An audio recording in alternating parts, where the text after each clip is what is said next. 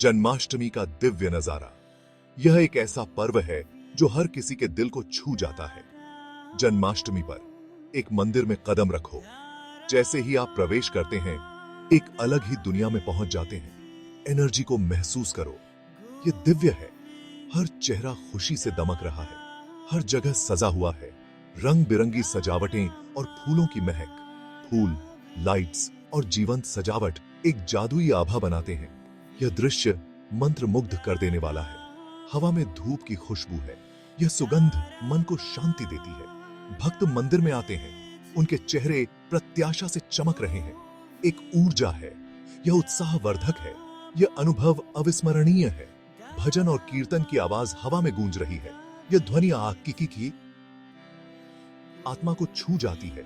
धुनें इतनी मधुर हैं कि आपको एक अलग ही दुनिया में ले जाती हैं। यह एक दिव्य अनुभव है।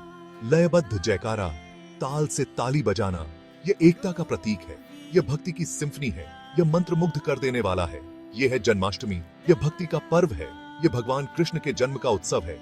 यह एक पवित्र और आनंदमय अवसर है। It's a festival like no other. यह पर्व अद्वितीय है जो हर किसी के दिल को छू जाता है। जन्माष्टमी एक खुशी का अवसर है। यह जश्न मनाने का, साथ आने का समय है। हम कृष्ण के जन्म का जश्न मनाते हैं। हम उनकी लीलाओं, उनके दिव्य खेलों में आनंद लेते हैं। लेकिन जन्माष्टमी केवल उत्सवों से कहीं बढ़कर है। यह प्रतिबिंब का समय है, अपने अंदर देखने का समय।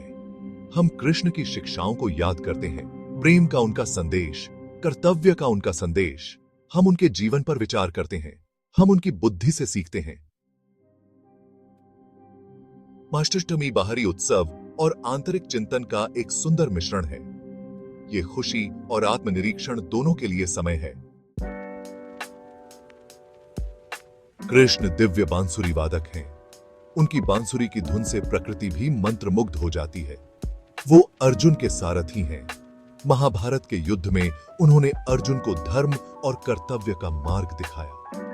वो प्रेम, करुणा और भक्ति के अवतार हैं। उनकी मुस्कान में अनंत शांति और स्नेह है। उनका जीवन एक प्रेरणा है। उनके चमत्कार और लीलाएं हमें जीवन के गहरे अर्थ सिखाती हैं। वो हमें जीवन को खुले हाथों से अपनाना सिखाते हैं। उनकी शिक्षाएं हमें सच्ची खुशी और संतोष का मार्ग दिखाती हैं। वो हमें चुनौतियों का सामना साहस के साथ करना सिखाते हैं। उनकी उपदेश हमें साहस और धैर्य प्रदान करते हैं। राधा के लिए कृष्ण का प्यार अमर है। उनका प्रेम एक आदर्श है जो सदियों से लोगों को प्रेरित करता आ रहा है। ये भौतिक दायरे से परे है। उनका प्रेम दिव्यता और शुद्धता का प्रतीक है। ये ऐसे प्रेम की बात करता है जो शुद्ध, निस्वार्थ और दिव्य है। यह प्रेम आत्मा की गहराइयों से जुड़ा हुआ है। उनकी करुणा की कोई सीमा नहीं है। वे सभी जीवों के प्रति समान रूप से दयालु हैं। वो सभी प्राणियों की परवाह करते हैं, छोटे से छोटे जीव से लेकर महानतम ऋषि तक। उनकी कृपा सब पर समान रूप से बरसती है। अपने भक्तों के प्रति उनकी भक्ति अटूट है। वे अपने भक्तों को हमेशा अपने स्नेह और आशीर्वाद से नवाजते हैं। उनका मार्गदर्शन और रक्षा करने के लिए वो हमेशा मौजूद हैं। वे अपने अनुयायियों को सही मार्ग दिखाने में कभी पीछे नहीं हटते। आधुनिक समय में भगवद गीता की प्रासंगिकता। भगवद गीता मानवता को कृष्ण का उपहार है। यह जीवन के लिए एक कालातीत मार्गदर्शक है। यह हजारों सालों से हमारे लिए प्रासंगिक था, पर आज इसकी प्रासंगिकता और बेरहज गए है। उथल पुथल भरी जिंदगी में और जहां साधनों की अधिकता हो, इसकी प्रासंगिकता और भी बढ़ जाती है। गीता हमें धर्म के बारे में सिखाती है। ये हमें कर्म के बारे में सिखाती है। ये हमें मोक्ष के बारे में सिखाती है। कृष्ण का संदेश स्पष्ट है, अपना कर्तव्य निभाओ, परिणामों से लगाव के बिना कार्य करो, दिव्य इच्छा के सामने समर्पण करो। ये शिक्षाएं गहन हैं, वे परिवर्तनकारी हैं। ये हमारे आधुनिक जीवन में आने वाली चुनौतियों का समाधान प्रदान करते हैं। कृष्ण चेतना का वैश्विक आलिंगन। जन्माष्टमी दुनिया भर में मनाई जाती है, ये कृष्ण की यूनिवर्सल अपील का प्रमाण है। ISK कौन, the international society for Krishna consciousness, ने इसमें महत्वपूर्ण भूमिका निभाई है। उन्होंने कृष्ण के संदेश को दूर दूर तक फैलाया है। न्यूयॉर्क की सड़कों से लेकर भारत के गांवों तक कृष्ण का नाम प्रेम और भक्ति के साथ लिया जाता है। उनकी शिक्षाओं जीवन के सभी क्षेत्रों के लोगों के साथ मेल खाती है। जन्माष्टमी एक वैश्विक उत्सव है। ये प्रेम, भक्ति और एकता का उत्सव है। कहवा है, भक्ति, प्रेम और समर्पण की यात्रा है। ये ईश्वर के लिए प्रेम है। ये एक उच्च शक्ति के प्रति समर्पण है। भक्ति के अलग अलग रूप हैं। कर्म योग है, ज्ञान योग है, भक्ति योग है।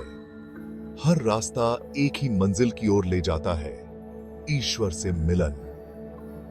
भक्ति सबसे आसान रास्ता है। इसमें श्रवण, कीर्तन, स्मरण, पाद सेवना, जिसका अर्थ है चरणों में सेवा, अर्चना, वंदना, जिसका अर्थ है श्रद्धा और समर्पण व्यक्त करना, दास्य का अर्थ है परमात्मा के सेवक के रूप में कार्य करना, सख्य और आत्मनिवेदन सम्मिलित है। ये प्रेम का रास्ता है, ये समर्पण का रास्ता है, ये सभी के लिए खुला है। चैतन्य महाप्रभु, मीराबाई, सूरदास, रसखान और स्वामी प्रभुपाद जैसे भक्तों की भक्ति की शक्ति, उनकी भक्ति और समर्पण ने उन्हें एक अमर प्रतीक बना दिया है। कृष्ण के प्रति उनका प्रेम अद्वितीय था। उनके लिए उनका प्रेम एक आध्यात्मिक यात्रा थी।